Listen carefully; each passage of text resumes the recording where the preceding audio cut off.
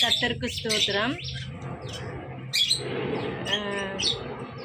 ஏன் எனக்கு மட்டும் இந்த மாதிரி நிலமை, எதனால் இந்த காரியம் நடந்துச்சு, நம்ம எவ்வளோ நன்மை செஞ்சுருக்குறோம் அப்படின்னு நம்ம யோசித்திருப்போம்.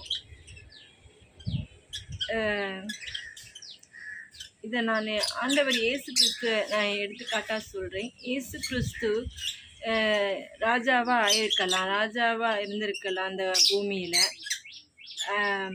ஆனால் ஆண்டவர் 33 வயசுலேயே தன்னுடைய ஜீவனை அவர் விட்டார். அவர் அந்த சிலுவைக்கு போகும்போது அவர் தன்னை மாற்றி கொண்டிருக்கலாம்ல.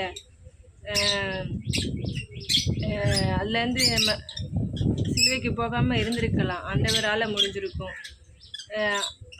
மக்களும் இயேசுவை குறித்து எல்லா வருஷமும் அறிந்திருந்தாங்க. இவர் நல்லவர், நன்மை செய்தவர், இவர் எல்லா வருஷம் அறிந்தவர்.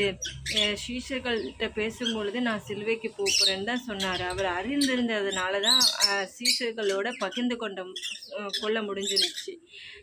இதை ஆண்டவர் சிலுவையை ஏற்றுக்கொள்ள முடிஞ்சிச்சு. இப்போ அந்த சிலுவை பாடு இல்லைன்னா, இந்த காரியம் நடக்கலைன்னா, நம்மளுக்கு இந்த உலக மக்களுக்கு மீட்பு இருந்திருக்காது, ரட்சிப்பு இருந்திருக்காது, சந்தோஷம் இருந்திருக்காது. அவர் அந்த காரியத்தை நிறைவேற்றியதுக்கு ஒப்பு கொடுத்தார். இந்த காரியம் நடக்கிறதுக்கு, சிலுவை பாடுகளே நடக்கிறதுக்கு ஒப்பு கொடுத்தார், தன்னை ஒப்பு கொடுத்தார். ஒப்பு கொடுத்ததுனால நம்மளுக்கு ஒரு நம்மளுக்கு அவர் மூலமாக ரட்சிப்பு கிடைச்சது, மீட்பு கிடைச்சது. இப்போ ஆண்டவர் சமூகத்தில் இருப்பதற்கு ஆண்டவர் நம்மளை நியாயம் விசாரிக்கிறவராய் வரப்போகிறார். அந்த பரம காரியத்தை, அவர் பிதாவின் சித்தத்தை அவர் இந்த பூமியிலே நிறைவேற்றினார். இவர் நிறைவேற்றவில்லை என்றால் அந்த காரியம், இவர் வந்த நோக்கக்கும் நம்ம இப்போ இருக்கிறதுக்கும் சம்மந்தமே இருந்திருக்காது.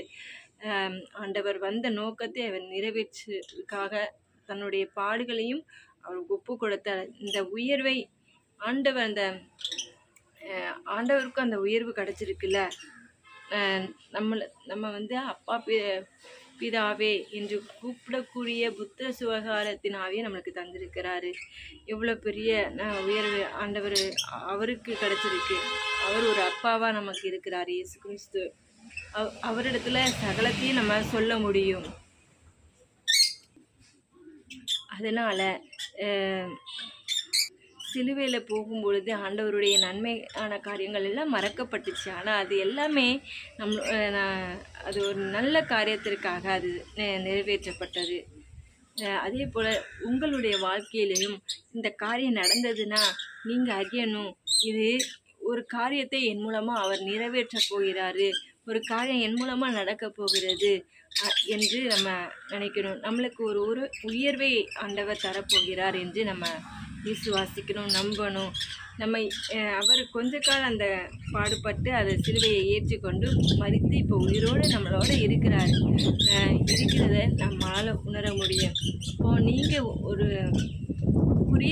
குறுகிய கால அந்த பாடு நம்ம ஏற்றுக்கொண்டு நம்ம உயர்வை நம்ம அடைய போகிறதுக்காக ஆண்டவருக்கு ஸ்தோத்தரிப்போம். கர்த்தர் உங்களை ஆசீர்வதிப்பாராக. இந்த வீடியோ உங்களுக்கு பிடிச்சிருந்துச்சுன்னா லைக் பண்ணுங்கள், மறக்காமல் சப்ஸ்கிரைப் பண்ணிடுங்க. தேங்க்யூ. God bless you.